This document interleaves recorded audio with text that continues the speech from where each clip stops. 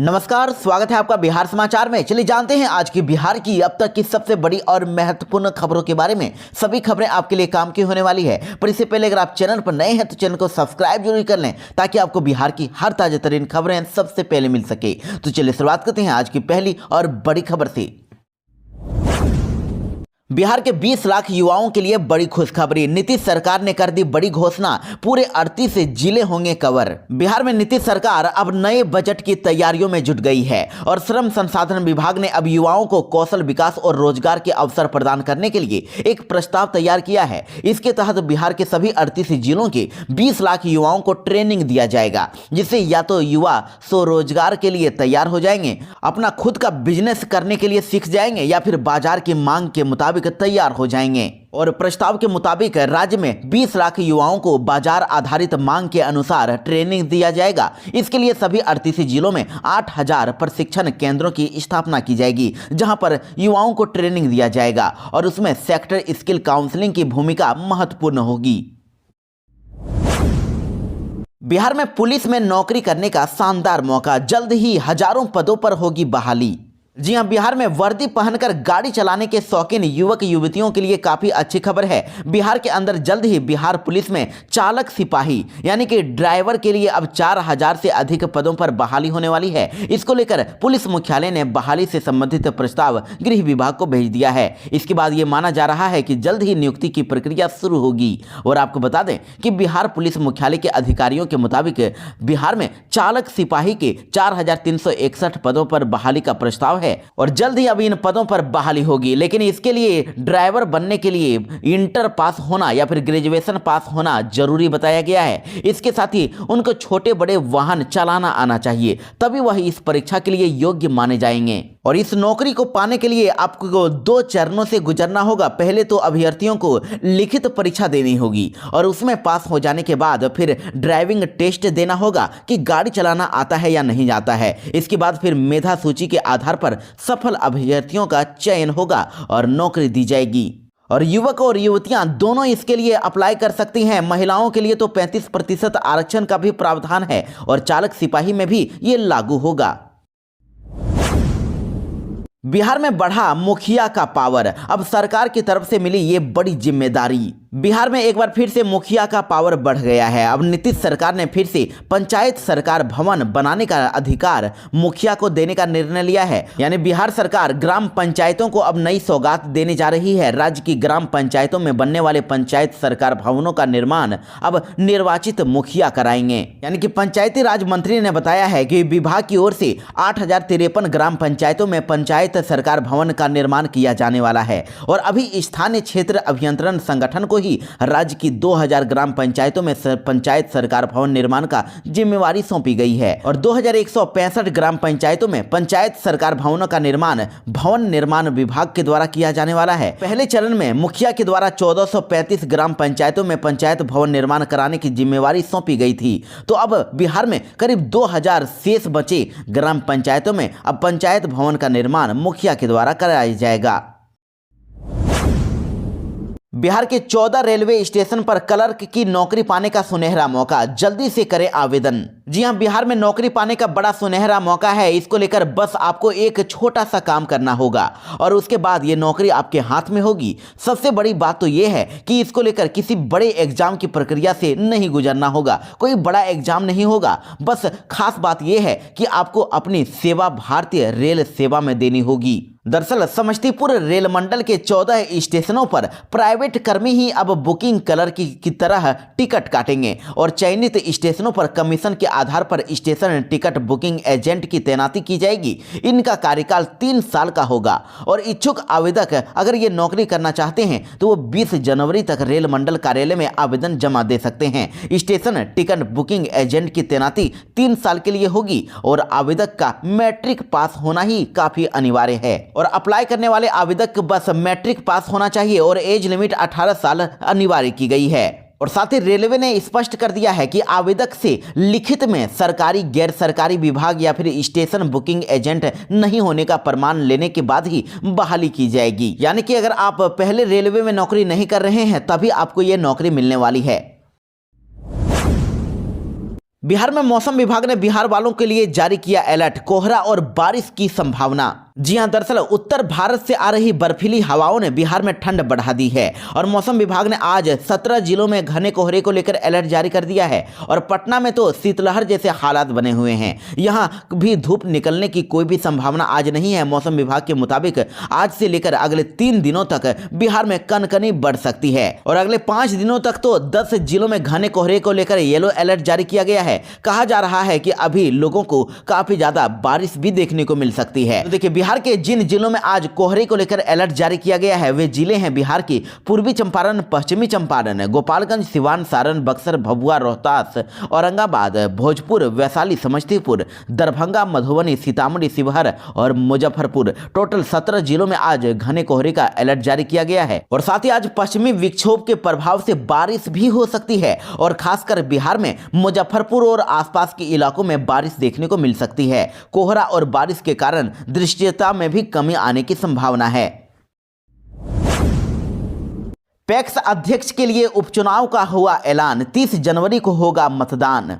जी हां, 30 जनवरी को पटना जिले के धनरुआ प्रखंड की सतपरसा पंचायत में एक बार फिर से पैक्स अध्यक्ष के लिए उपचुनाव होगा। बिहार राज्य निर्वाचन आयोग ने मंगलवार को चुनाव की डेट को अधिसूचना जारी कर दी है और 30 को अब वोट डाले जाएंगे और उसी दिन शाम को मतगणना होगी। आपको बता दें कि पहले ही ये पैक्स अध्यक्ष का चुनाव होने वाला था, लेकिन कुछ कारणों से ये टल गया था, इसको रद्द कर दिया गया था और अब देखिए एक बार फिर से इस चुनाव की नई डेट्स की अब घोषणा कर दी गई है।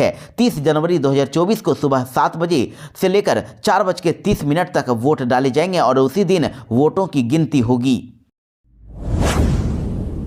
दिव्यांग छात्रों के लिए स्पेशल शिक्षकों की होगी भर्ती, शिक्षा मंत्री ने किया बड़ा ऐलान, कहा बड़े पैमानों पर होगी बहाली। जी हां, बिहार के शिक्षा मंत्री सुनील कुमार ने बड़ा ऐलान कर दिया है। उन्होंने कहा कि दिव्यांगों के लिए विशेष शिक्षकों की बहाली की जाएगी, यानी स्पेशल टीचर के लिए वैकेंसियां आने वाली है।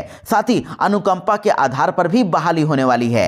उसके लिए नियमावली सरकार तैयार कर रही है और शिक्षकों के ट्रांसफर को लेकर भी सरकार की मुश्किलें कम नहीं हो रही है। ऐसे में अब शिक्षा मंत्री ने का कहना है कि अगले चरण में हम लोग पति पत्नी के मामले में मिले आवेदन पर तबादले करेंगे। आपको बता दें कि अभी शिक्षकों का जो ट्रांसफर है वो चरण वाइज हो रहा है और प्रथम चरण में कैंसर पीड़ित शिक्षक और शिक्षिका के जितने भी आवेदन आए थे उसमें से 37 के करीब तबादले किए गए हैं और 3-4 लोगों को फिर से मौका दिया गया है कि कागजात जमा कर दें। उसके बाद अब इन लोगों के मामले को फिर से देखा जाएगा और इनका ट्रांसफर किया जाएगा। और इसके साथ ही शिक्षा मंत्री सुनील कुमार ने कहा कि दूसरे चरण में हस्बैंड वाइफ के मामले को हम लोग देखेंगे और फिर उसके बाद डिस्टेंस को लेकर मिले आवेदन को देखेंगे। जो लाखों में आवेदन आए हैं उस पर विचार करेंगे। आपको बता दें कि बिहार में नीतीश कुमार ने 2025 विधानसभा चुनाव से पहले ही 12 लाख नौकरी और 25 लाख रोजगार देने का वादा किया है और शिक्षा विभाग में सबसे अधिक अब तक नौकरी दी गई है और आने वाले समय में शिक्षा विभाग में फिर से बड़े पैमाने पर बहाली होने का संकेत शिक्षा मंत्री ने दे दिया है। इस बार स्पेशल टीचर की बहाली होने वाली है।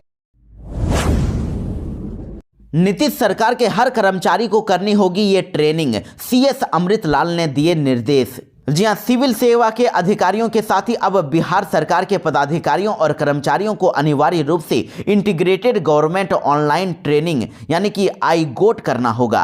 अधिकारियों को 15 फरवरी तक एक कोर्स करते हुए उसका प्रमाण पत्र प्राप्त करने के निर्देश जारी कर दिए गए हैं। राज्य के मुख्य सचिव अमृतलाल मीणा की ओर से सिविल सेवा पदाधिकारियों के साथ ही राज्य सरकार के सभी श्रेणी के पदाधिकारियों और कर्मचारियों के नाम दिशा निर्देश जारी किया गया है। सभी को यह ट्रेनिंग करनी होगी।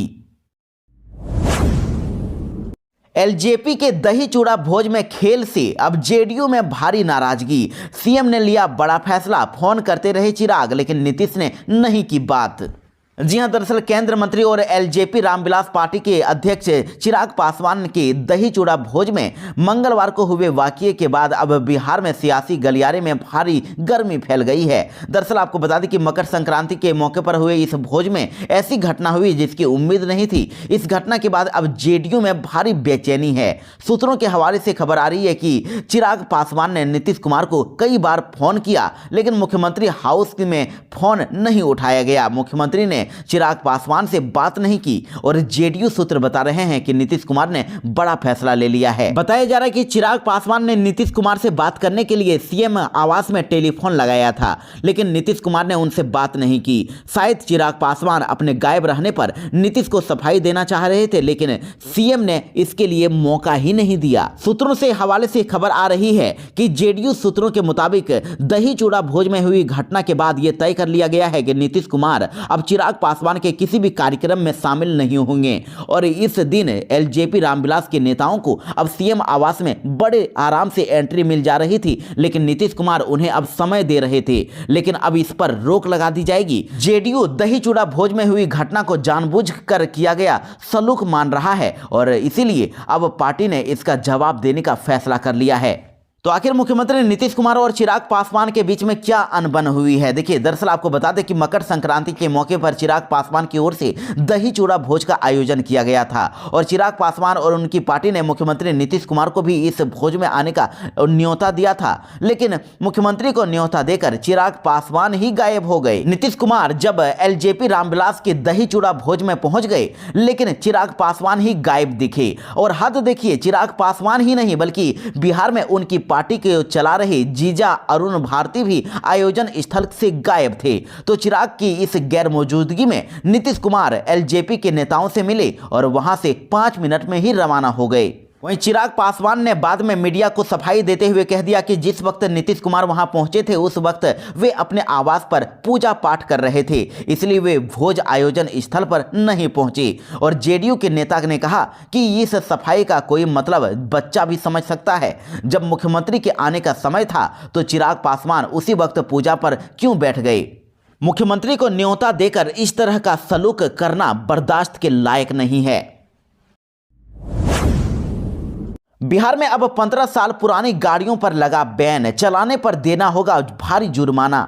बिहार सरकार ने अब 15 साल से ज़्यादा पुराने गाड़ियों को अब बिना री रजिस्ट्रेशन के चलाना अवैध घोषित कर दिया है। परिवहन विभाग के सचिव संजय कुमार अग्रवाल ने सभी जिला परिवहन अधिकारियों को ऐसी गाड़ियों पर पूरी तरह से रोक लगाने का निर्देश दे दिया है और प्रदूषण पर नियंत्रण और सड़क दुर्घटनाओं में कमी लाने के लिए ये कदम उठाया गया है। यानी कि सरकार का कहना है कि 15 साल पुराने सरकारी और निजी वाहन यानी कि कोई भी गाड़ी अब सड़क पर नहीं चल सकेंगे। बिना रजिस्ट्रेशन के पाए जाने पर ऐसे गाड़ियों को जब्त कर लिया जाएगा और गाड़ी मालिकों पर जुर्माना लगाया जाएगा। लेकिन सरकारी गाड़ियों का फिर से री रजिस्ट्रेशन नहीं होगा। ऐसे पुराने गाड़ियों का अब निबंधन अमान्य हो जाएगा, इसलिए इनका रजिस्ट्रेशन नहीं हो पाएगा। सभी बोर्ड निगम और राज्य के लोक उपक्रमों के वाहन भी इसकी परिधि में आएंगे, यानी कि इनका भी रजिस्ट्रेशन नहीं होगा। साथ ही कोई भी गाड़ी हो, इसमें स्क्रैपिंग पॉलिसी के तहत अब नई गाड़ी पर छूट मिलेगी। राज्य में स्क्रैपिंग पॉलिसी भी लागू की गई है। इसके तहत कोई भी पुरानी गाड़ियों के नियमानुसार स्क्रैप कराने और नया निजी वाहन यानी प्राइवेट गाड़ी खरीदने पर अब रजिस्ट्रेशन के समय टैक्स में छूट मिलेगी। नई गाड़ी खरीदने पर, प्राइवेट गाड़ी खरीदने पर 25% और व्यावसायिक गाड़ी पर 15% छूट मिलेगी। इसके साथ ही लंबित टैक्स और जुर्माने में 90 से 100% तक का छूट का प्रावधान किया गया है। नीतीश सरकार ने सरकारी विद्यालयों के लिए खोला खजाना, भेजी बड़ी राशि। नीतीश सरकार अब सरकारी विद्यालयों की व्यवस्था सुधारने को लेकर अब लगातार काम कर रही है। सरकारी विद्यालय के भवन को अब ठीक करने, स्कूल में व्यवस्था बहाल करने को लेकर शिक्षा विभाग ने बड़ी राशि आज ट्रांसफर की है। लगभग 70 करोड़ से अधिक की राशि शिक्षा विभाग के द्वारा ट्रांसफर की गई। देखिए, आपको बता दें कि 2024-25 से वित्तीय वर्ष में राज्य स्कीम मद के तहत प्राथमिक और मध्य विद्यालय के भवन निर्माण, अतिरिक्त वर्ग कक्षा का निर्माण और अन्य आधारभूत संरचना निर्माण कराए जाने को लेकर टोटल 45 करोड़ 4,32,100 रुपए की स्वीकृति राशि दी गई है। और अब देखिए, इन पैसों से अब स्कूल में अब जर्जर भवन का जीर्णोद्धार होगा, यानी रिपेयरिंग होगा। अधूरे निर्माण वाले कमरों का निर्माण कार्य पूरा किया जाएगा। छोटे मोटे मरम्मत होंगे, साथ ही शौचालय मरम्मती होगी और शौचालय में जल की व्यवस्था भी किया जाएगा। और नए वित्तीय वर्ष से प्रत्येक सरकारी विद्यालय में अब मेंटेनेंस पर ही 50,000 रुपए खर्च होंगे और स्कूलों को जो 50,000 रुपए की राशि मिल रही है, इससे बल्ब, पंखा, ट्यूबलाइट, साथ ही बाथरूम नल, समरसीबल, पाइप, ओवरहेड टैंक और खिड़की, किवाड़, बेंच, डेस्क, टेबल, अलमारी, गैस चूल्हा के साथ ही किचन सामग्री और प्रयोगशाला सामग्री, छत और फर्श के साथ ही सभी प्रकार की मरम्मती के कार्य होंगे। महागठबंधन में शामिल हो सकते हैं पशुपति पारस, लालू प्रसाद यादव ने दिया सीधा जवाब। एनडीए में मची खलबली। बिहार में मकर संक्रांति के बाद कुछ न कुछ बड़ी राजनीतिक हलचल जरूर हो जाती है और सरकारें तक बदल जाती है। इस बार भी देखिए, लालू प्रसाद यादव ने एनडीए से नाराज चल रहे पशुपति कुमार पारस के घर में भोज में पहुंचकर 2025 में बिहार की राजनीति में अब नई दिशा देने की अब पहल शुरू कर दी है।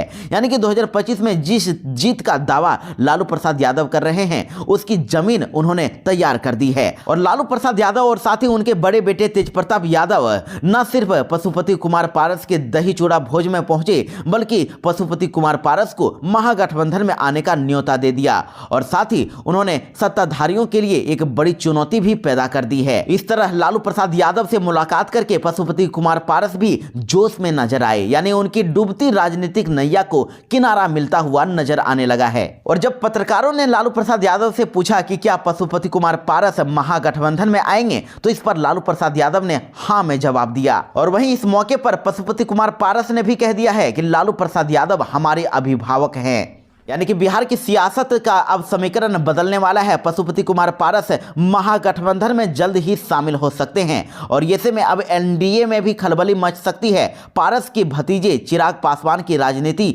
चुनौतियां अब बढ़ सकती है और नवंबर में ही विधानसभा चुनाव होने वाला है, इसलिए एनडीए में अब खलबली मचना तय माना जा रहा है। पटना में ठंड के चलते 8वीं तक के स्कूलों की बढ़ाई गई छुट्टी, 9वीं से लेकर 12वीं क्लासेस की बदली टाइमिंग। जी हां, राजधानी पटना में भीषण ठंड के चलते अब जिले के सभी सरकारी और प्राइवेट स्कूल 18 जनवरी तक बंद रहेंगे।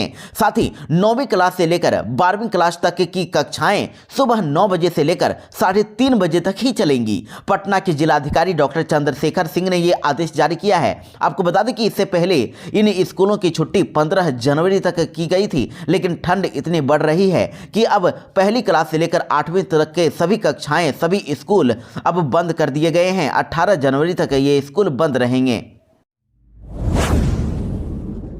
बिहार के किसानों के लिए बड़ी खुशखबरी, नीतीश सरकार ने कर दिया बड़ा ऐलान। बिहार के किसानों के लिए बड़ी अच्छी खबर है। नीतीश सरकार ने आधुनिक और वैज्ञानिक पद्धति से खेती करने के लिए बड़ा ऐलान कर दिया है। किसानों को खेती किसानी के उद्देश्य से खरीदे जाने वाले ड्रोन पर अब 60% राशि और अधिकतम 3,65,000 रुपए तक अनुदान दिया जाएगा। यानी कि किसान अगर ड्रोन खरीदते हैं, अगर खेती के लिए निगरानी के लिए अगर किसान ड्रोन खरीदते हैं, तो उनको 60% जो ड्रोन का पैसा है वो सरकार की ओर से दिया जाएगा या फिर 3,65,000 अधिकतम पैसा सरकार की ओर से दिया जाएगा। और इसका लक्ष्य चालू वित्त वर्ष में ही राज्य के सभी 101 अनुमंडलों में एक कृषि ड्रोन की खरीद करना है। और वहीं देखिए, कृषि मंत्री मंगल पांडे ने भी बड़ा ऐलान किया। उन्होंने बताया कि केंद्र सरकार के द्वारा नमो ड्रोन दीदी योजना के अंतर्गत जीविका समूहों के बीच में 201 ड्रोन वितरण किया जाएगा। इसके लिए केंद्र सरकार ने 1261 करोड़ रुपए की स्वीकृति दे दी है